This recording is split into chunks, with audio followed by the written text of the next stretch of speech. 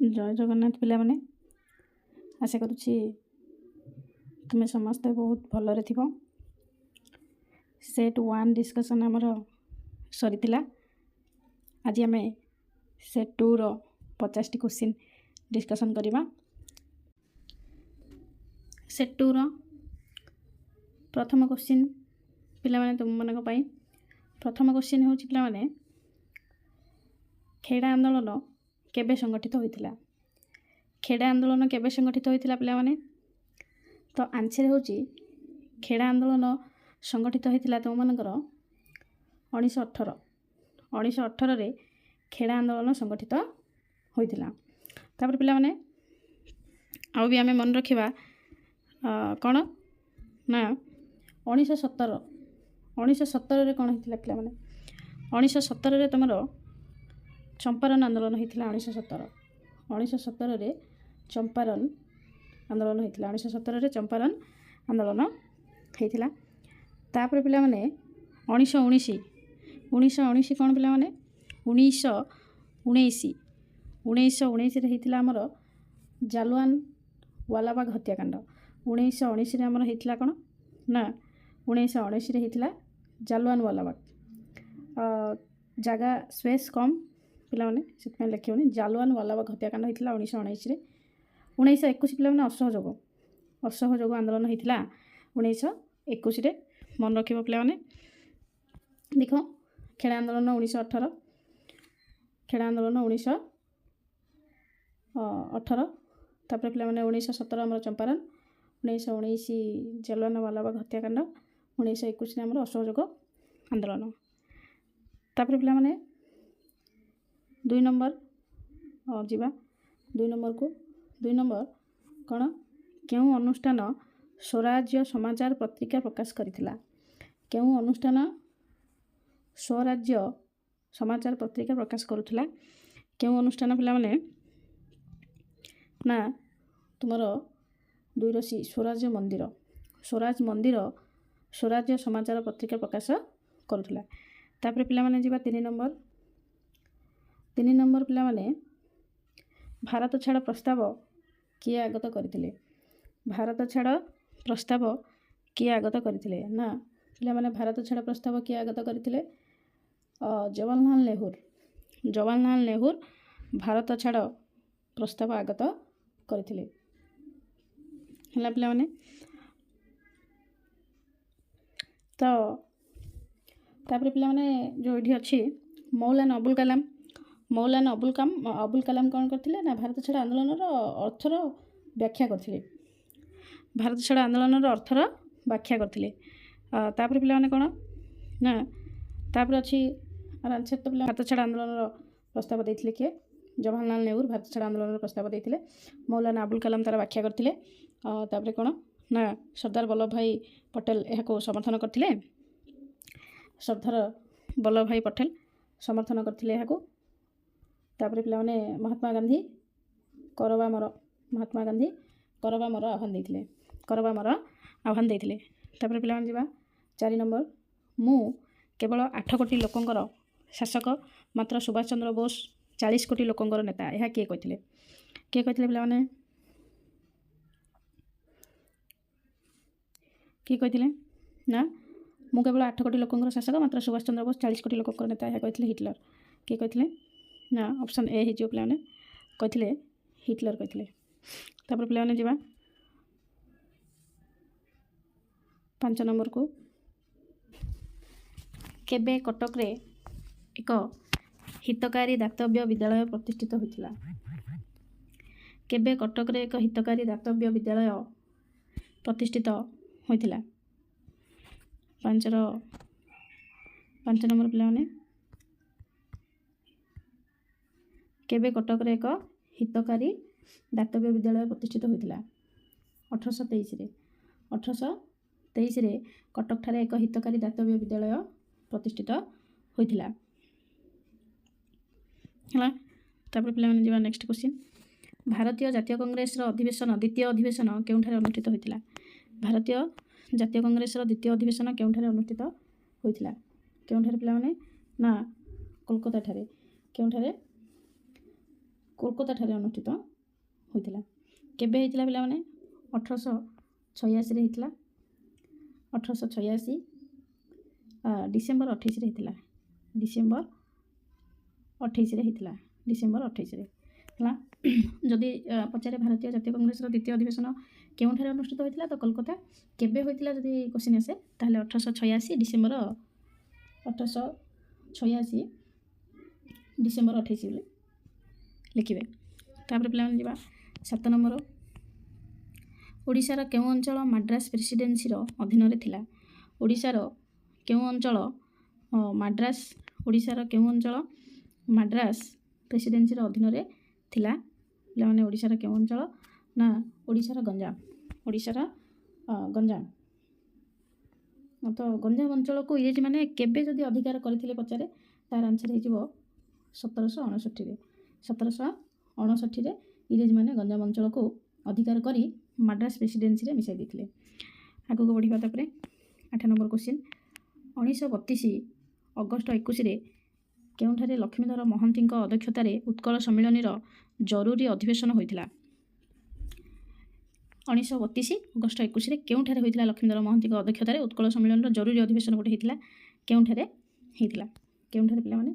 ବ୍ରହ୍ମପୁରଠାରେ ହେଇଥିଲା। ବ୍ରହ୍ମପୁରଠାରେ ହେଇଥିଲା। ତାପରେ ପିଲାମାନେ 9 ନମ୍ବର କ୍ୱେଶ୍ଚିନ୍।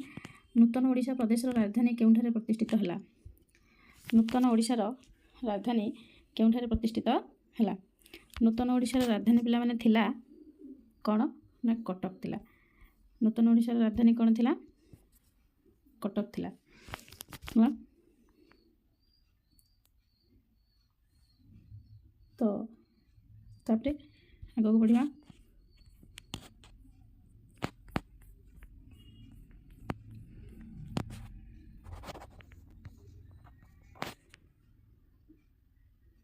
ଅପରେସନ୍ ପୋଲୋ କେଉଁ ଦେଶୀୟ ରାଜ୍ୟ ପାଇଁ ପ୍ରଯୁଜ୍ୟ?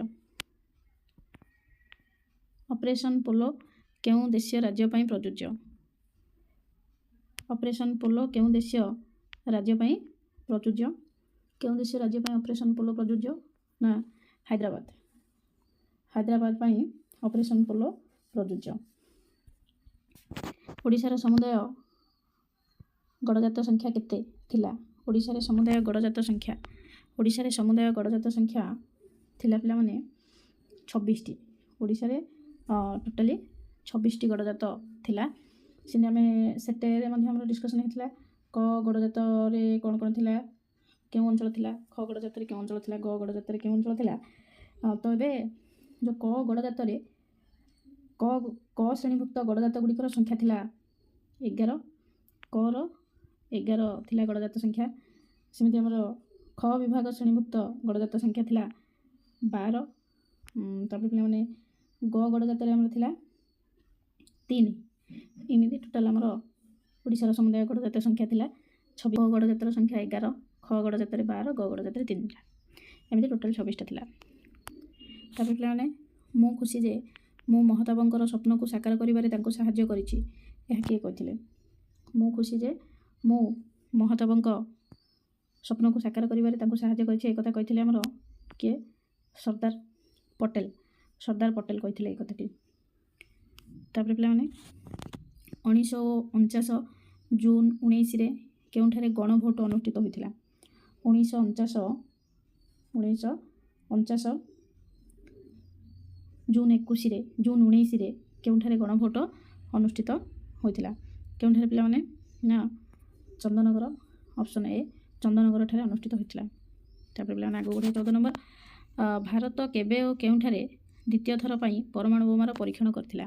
ଭାରତ କେବେ ଓ କେଉଁଠାରେ ଦ୍ୱିତୀୟ ଥର ପାଇଁ ପରମାଣୁ ବୋମାର ପରୀକ୍ଷଣ କରିଥିଲା? କେବେ ପିଲାମାନେ? ନା ଭାରତ କେବେ ଓ କେଉଁଠାରେ ଦ୍ୱିତୀୟ ଥର ପାଇଁ ପରମାଣୁ ବୋମାର ପରୀକ୍ଷଣ କରିଥିଲା? ନା ଦେଖ ପିଲାମାନେ, ଭାରତ ଦ୍ୱିତୀୟ ଥର ପାଇଁ କେବେ କେଉଁଠାରେ ପରମାଣୁ ବୋମା ପରୀକ୍ଷଣ କରିଥିଲା? ତାର ଆନ୍ସର ପିଲାମାନେ ସି 1998 ମଇ 11 ଓ 13 ତାରିଖ ରାଜସ୍ଥାନର ପୋଖରାନରେ ଭାରତ ଦ୍ୱିତୀୟ ଥର ପାଇଁ ପରମାଣୁ ବୋମାର ପରୀକ୍ଷଣ କରିଥିଲା। ତାପରେ ପିଲାମାନେ ଆଗକୁ ବଢ଼ିବା। 15 ନମ୍ବର। ମିଶନ ଶକ୍ତି କେବେ ଆରମ୍ଭ ହୋଇଥିଲା? ମିଶନ ଶକ୍ତି କେବେ ଆରମ୍ଭ ହୋଇଥିଲା? ମିଶନ ଶକ୍ତି ଆରମ୍ଭ ହୋଇଥିଲା କେବେ? 2001 ମସିହା ମାର୍ଚ୍ଚ 8 ତାରିଖ। 2001 ମସିହା ମାର୍ଚ୍ଚ 8 ତାରିଖରେ ମିଶନ ଶକ୍ତି ଆମର ଆରମ୍ଭ ହୋଇଥିଲା। ଆଉ ତାପରେ ପିଲାମାନେ 16 ନମ୍ବର ଯିବା। ଓଡ଼ିଶାରେ କେନ୍ଦ୍ରୀୟ ମଧୁର ଜଳ ମତ୍ସ୍ୟ ଚାଷ ଗବେଷଣା କେନ୍ଦ୍ର କେଉଁଠାରେ ଅବସ୍ଥିତ? ଓଡ଼ିଶାରେ କେନ୍ଦ୍ରୀୟ ମଧୁର ଜଳ ମତ୍ସ୍ୟ ଚାଷ ଗବେଷଣା କେନ୍ଦ୍ର କେଉଁଠାରେ ଅବସ୍ଥିତ ପିଲାମାନେ? କେଉଁଠାରେ ନା ପିଲାମାନେ କୌଶଲ୍ୟା ଗଙ୍ଗାଠାରେ ଆମର ଅଛି। ଆହୁରି କ'ଣ ନା ଯେମିତି ଧାନ ଗବେଷଣା କେନ୍ଦ୍ର ଗୋଟେ ଅଛି, ଧାନ ଗବେଷଣା କେନ୍ଦ୍ର ଅଛି ଆମର କେଉଁଠି? କଟକରେ। ଏଇଟା ବି ପରୀକ୍ଷାରେ ପଚାରିପାରେ। ତାପରେ ଆମର ଅଛି କ'ଣ? ତାପରେ ଆମର ଅଛି ନାରିକେଳ ଗବେଷଣା କେନ୍ଦ୍ର, ନାରିକେଳ ଗବେଷଣା କେନ୍ଦ୍ର ଅଛି ଆମର ସାକ୍ଷୀଗୋପାଳରେ ନାରିକେଳ ଗବେଷଣା କେନ୍ଦ୍ର ଅଛି। ଚିପିଲିମାରେ କ'ଣ ଅଛି? ଚିପିଲିମାରେ ଅଛି କୃଷି ଗବେଷଣା କେନ୍ଦ୍ର। ଚିପିଲିମାରେ ଆମର କୃଷି ଗବେଷଣା କେନ୍ଦ୍ର ଅଛି ଚିପିଲିମାରେ ହେଲା। ଆଉ କଟକରେ ତ ଧାନ ଗବେଷଣା କେନ୍ଦ୍ର, ମତ୍ସ୍ୟ ଚାଷ ଗବେଷଣା କେନ୍ଦ୍ର କୌଶଲ୍ୟା ଗଙ୍ଗା। ତାପରେ ପିଲାମାନେ ଆଗକୁ ବଢ଼ିବା। କେତେ ମସିହାରେ ଗୋତି ପ୍ରଥା ଉଚ୍ଛେଦ ଆଇନ ବଳରେ ଗୋତି ପ୍ରଥା ସମ୍ପୂର୍ଣ୍ଣ ଭାବେ ଉଠାଇ ଦିଆଗଲା? କେତେ ମସିହାରେ ଗୋତି ପ୍ରଥା ଉଚ୍ଛେଦ କରାଯାଇଥିଲା? ନା ପିଲାମାନେ 1967 ମସିହାରେ ଗୋତି ପ୍ରଥା ଉଚ୍ଛେଦ କରାଯାଇଥିଲା ସମ୍ପୂର୍ଣ୍ଣ ଭାବେ। ତାପରେ ପିଲାମାନେ ପାରାଦୀପ ରେଳ ଲାଇନ୍ ଦ୍ୱାରା ସଂଯୁକ୍ତ କରାଗଲା କେବେ? ନା 1981ରେ ପାରାଦୀପ ରେଳ ଲାଇନ୍ ଦ୍ୱାରା ସଂଯୁକ୍ତ କରାଗଲା। ତାପରେ ପିଲାମାନେ 19 ନମ୍ବର। କେତେ ମସିହାରେ ଓଡ଼ିଶାରେ ପ୍ରଥମେ ରେଳଗାଡ଼ି ଚାଲିଲା? କେତେ ମସିହାରେ ଓଡ଼ିଶାରେ ପ୍ରଥମେ ରେଳଗାଡ଼ି ଚାଲିଥିଲା? ନା ପିଲାମାନେ ହେଉଛି 1897ରେ ପ୍ରଥମେ ରେଳଗାଡ଼ି ଚାଲିଥିଲା। ତାପରେ ପିଲାମାନେ ଯିବା 20 ନମ୍ବର। ନିମ୍ନଲିଖିତ କିଏ ଭାଷାଭିତ୍ତିକ ପ୍ରଦେଶ ଆୟୋଗ 1948ର ସଦସ୍ୟ ନଥିଲେ? ନିମ୍ନଲିଖିତ କିଏ ଭାଷାଭିତ୍ତିକ ପ୍ରଦେଶ ଆୟୋଗ 1948ର ସଦସ୍ୟ ନଥିଲେ? ଦେଖ କିଏ ଆଙ୍କ ଭିତରୁ? ପଣ୍ଡିତ ଜବାହରଲାଲ ନେହେରୁ, ନା ସର୍ଦ୍ଦାର ବଲ୍ଲଭଭାଇ ପଟେଲ, ନା ପଟ୍ଟାଭି ସୀତାରମୟା, ନା ଡକ୍ଟର ଭୀମରାଓ ଆମ୍ବେଦକର। ଦେଖ ପିଲାମାନେ ନିଶ୍ଚିତ ଭାବେ ହେବ ଡକ୍ଟର ଭି.ଆର୍. ଆମ୍ବେଦକର, ଯିଏକି 1948 ମସିହାରେ ଭାଷାଭିତ୍ତିକ ପ୍ରଦେଶ ଆୟୋଗର ସଦସ୍ୟ ନଥିଲେ। ତାପରେ ପିଲାମାନେ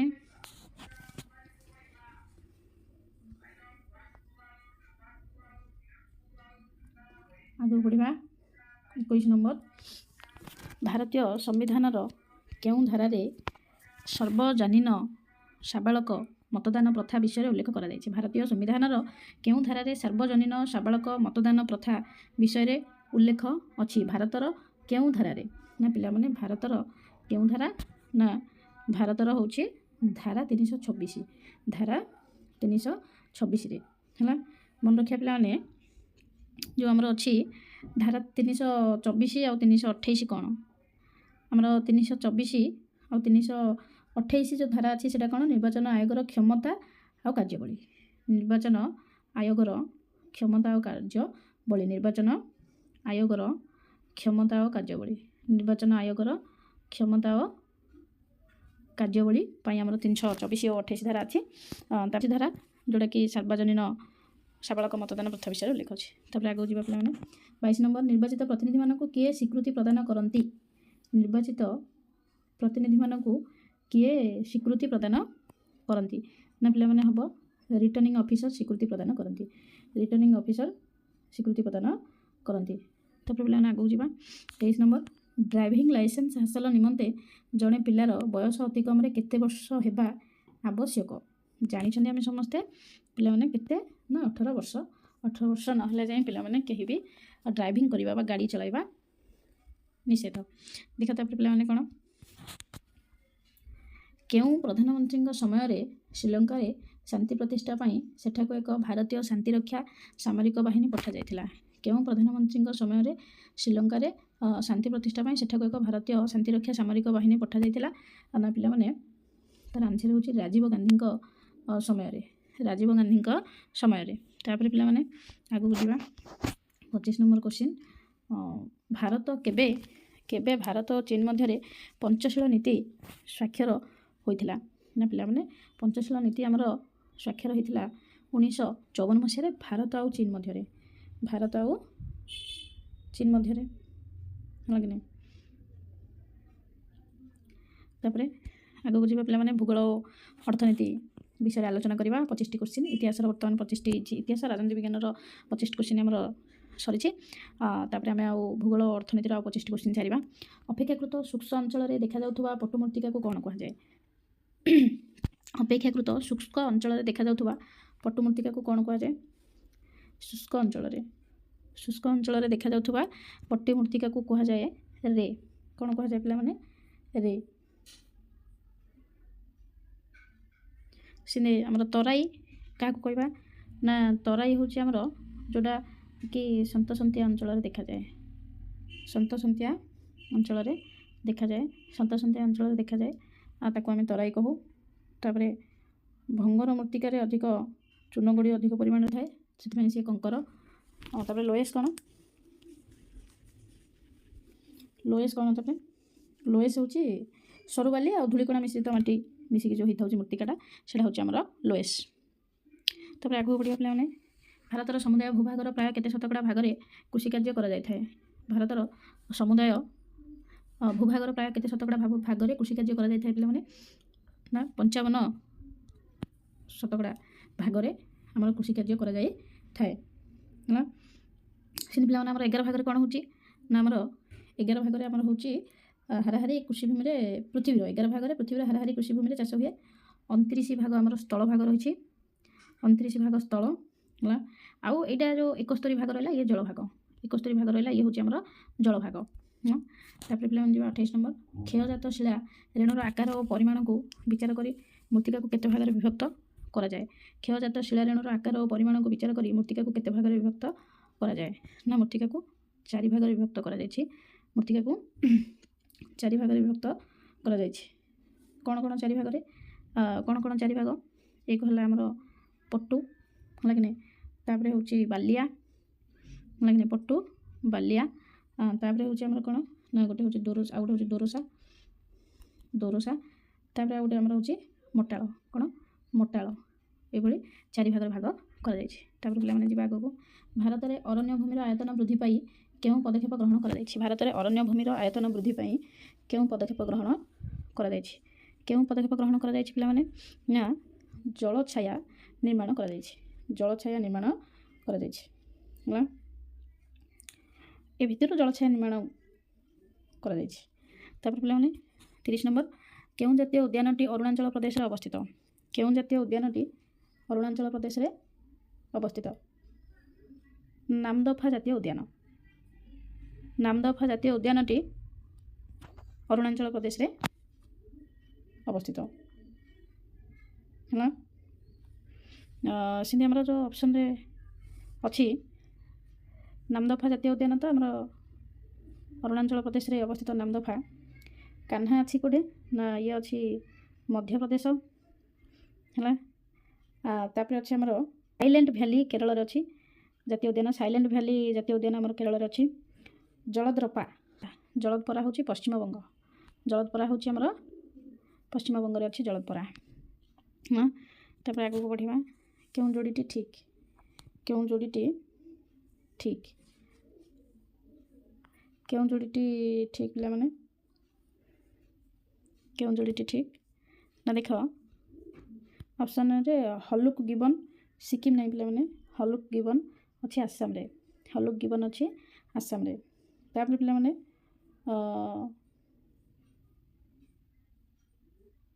चौसिंगा हरिण दार्जिलिंग ये ठीक अच्छे चौसिंगा हरिण दार्जिलिंग ठीक अच्छे ऑप्शन सी अच्छी बुस्टार्ड त्रिपुरा नहीं बुस्टार्ड हूँ आमर राजस्थान राजस्थान रे बुस्टार्ड अच्छी नीलगाई ओडिशा नहीं नीलगाई दार्जिलिंग नीलगाई आमर अच्छी दार्जिलिंग रे नीलगाई अच्छी तो आमर ठीक ऑप्शन टी हूँ चौसिंगा हरिण दार्जिलिंग। तापर आग को जावा क्यों राज्य गोदावरी नदी जल विवादर अंतर्गत नुहे निम्नोक्त क्यों राज्य गोदावरी नदी जल विवादर अंतर्गत नुहे क्यों राज्य छत्तीसगढ़